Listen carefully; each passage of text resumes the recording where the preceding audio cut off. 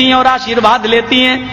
تو رام چندر جی نے اپنی پتنی کو جھکنے نہیں دیا, دونوں کاندھے پکڑ کے ان کو اٹھا لیا اور فرمایا رام رامائی نمہ رام رامائے ستیم استی. ہے سیتا میں رام ہوں تیرا اور تیرے رام کا رام ہے اوپر والا. سنسکرت گرامر میں یہ رام رام آئے, جب رام کے ساتھ آئے آ جائے تو اس کا معنی ہوتا کا لیے, کے لیے, کو لیے, کی لیے. رام رام آئے, رام کے لیے نمسکار کرو, جھکو, یعنی اپنے رام کے سامنے نہیں بلکہ اس رام کے سامنے جو تیرے رام کا بھی رام ہے. اے سیتا میں تیرا رام ہوں اور تیرے رام کا رام ہے اوپر والا. رام رامائے نمہ, اپنے رام کو پرنام نہ کر بلکہ اس رام کے سامنے جھک جو تیرے بھی رام کا رام ہے. اس لیے ہندوؤں میں جب کوئی مر جاتا تو کہتے ہیں رام رام ستیہ ہے. ارتھی دیتے وقت شمشان گھاٹ میں لے جاتے وقت کیا کہتے ہیں رام رام ستیہ. اب بدل دیا, کہنے لگے رام نام ستیہ ہے.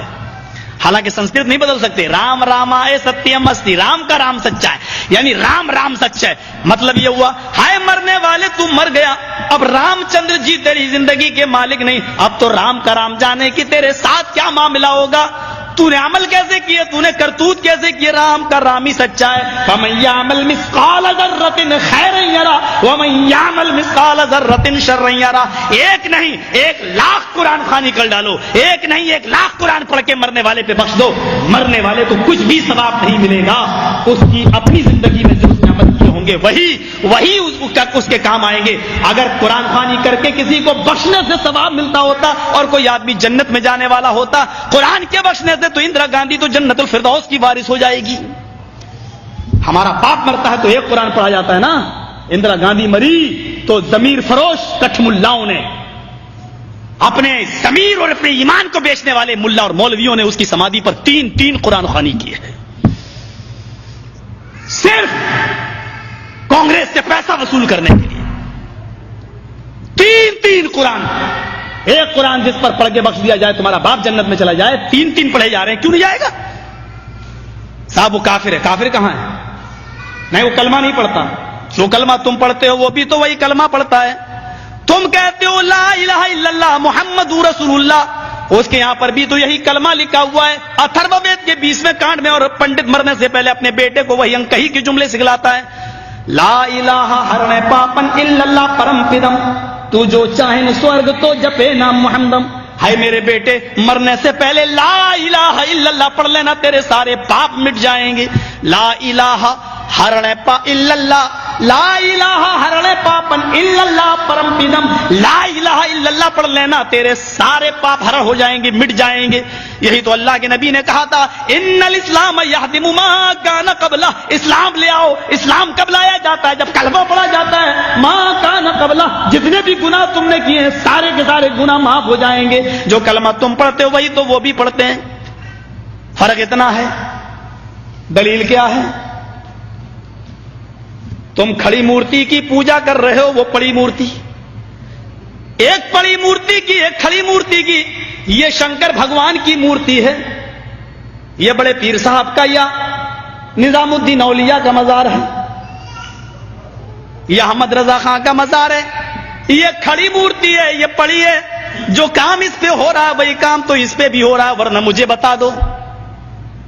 ہندو چندری چڑھائے مورتی پہ تو کافر, تم چادر چڑھاؤ تو پکے مسلمان, وہ ہار ڈالے تو کافر,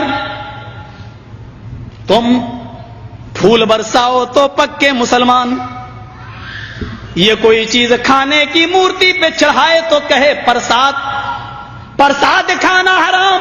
یہاں پر کوئی چیز چڑھائی جائے اس کو کہو تبرک ہے, اور یہ کھانا بڑا مبارک. ہندو مورتی دھو کر اس کا پانی پیے اور کہے کہ یہ گنگا جل سے زیادہ پاک پوتر ہے, اس سے بیماریاں صحیح ہو جاتی ہیں. مسلمان عرس کے موقع پر قبر دھو کر پانی اس کے بوتلوں میں بھرے اور کہے کہ اس کے آگے تو زمزم بھی فیل ہے, تو یہ پکا مسلمان.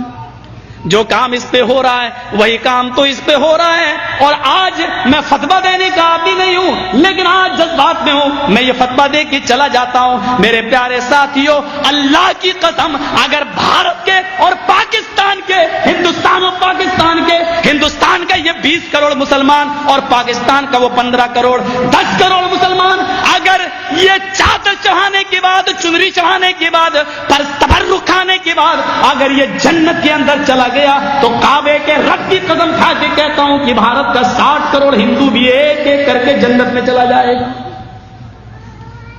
اور اگر بھارت کا ہندو جنتی نہیں ہے تو اتنا یاد رکھنا کہ پھر تم اپنے مسلمان ہونے کا سرٹیفکیٹ پیش کرو.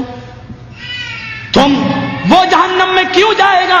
اگر وہ ان کاموں کی وجہ سے جہنم میں جا رہا ہے تو تم یہ کام کیوں کر رہے ہو؟ تمہارے اندر یہ کام کیوں پائے جا رہے ہیں؟ تم بھی تو وہی کام کر رہے ہو. ارے اس نے تو پھر بھی مورتی لگا رکھی ہے، تم نے تو پتہ نہیں کس کو گاڑ دیا اور نام ہی اس کے بدل دیے. اللہ جانے اس میں حقیقت میں وہ ہے بھی یا نہیں ہے. مسجد میں ہوں، اللہ کے گھر میں، اللہ کے گھر سے بڑی کوئی جگہ نہیں ہوتی ہے.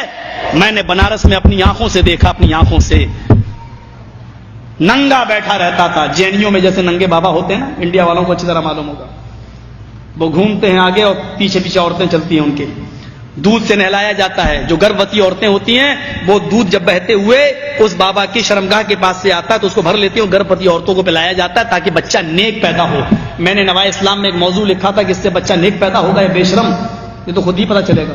کیس چل گیا تھا میرے اوپر. غور کریں آپ،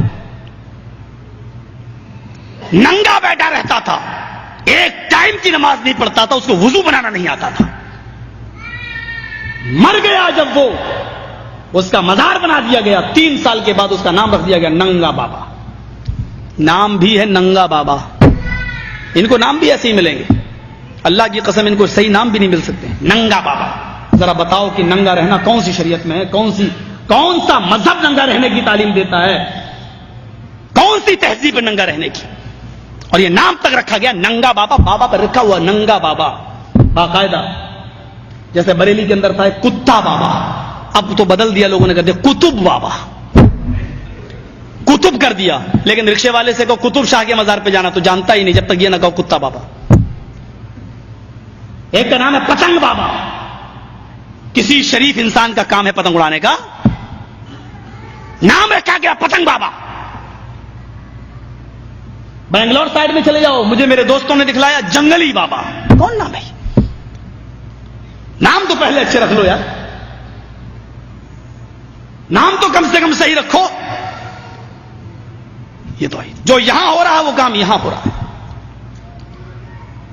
یہ میں نے ہندو دھرم سے ایک توحید بتائی. رام چندر جی نے کہا کہ اس کے سامنے جھکو جو تمہارے رام کا بھی رام ہے. ذرا اولڈ ٹیسٹامنٹ سے ایک توحید سنیے. اولڈ